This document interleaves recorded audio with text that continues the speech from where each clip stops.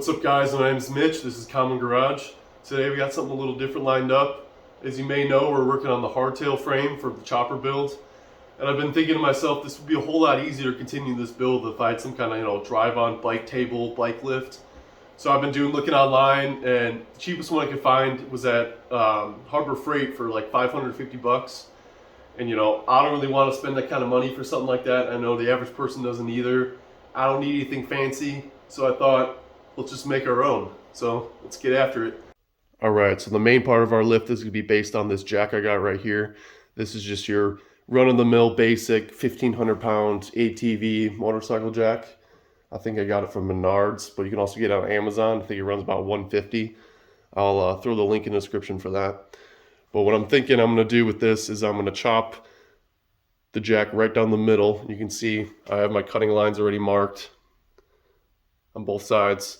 I'm going to take this front end and I'm going to extend it about 7 feet.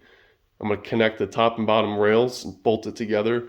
I think I'm just going to throw a 2x4 up on end inside this channel here, since C-channel or just normal steel bar is super expensive right now. And I got some 2x4s laying around and I think that will be good, but we're going to find out.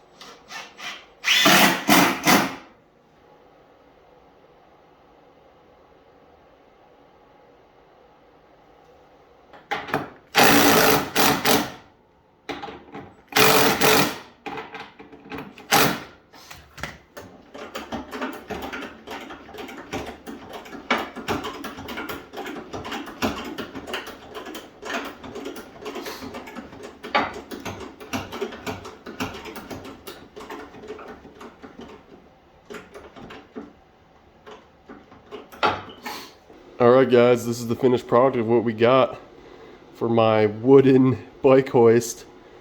As you can see right away, you'll catch this. This is actually an old cut up frame I had from someone that I kind of just threw together as a wheel stop. It's just ratchet strapped on right now. It does its job. I'll definitely be upgrading that in the future. But for what I need it for, I mean, it's solid. Definitely a downside of having the 2x4s instead of steel is this arm will actually bottom out and the lift can't go all the way flush to the ground. So I'll definitely be changing that in the future. This arm over here, I made it on both sides. Let's see, I had it radius. I know I showed it in the video. So this arm pivots with the top rail. So as the bike will lower, this arm will fold out.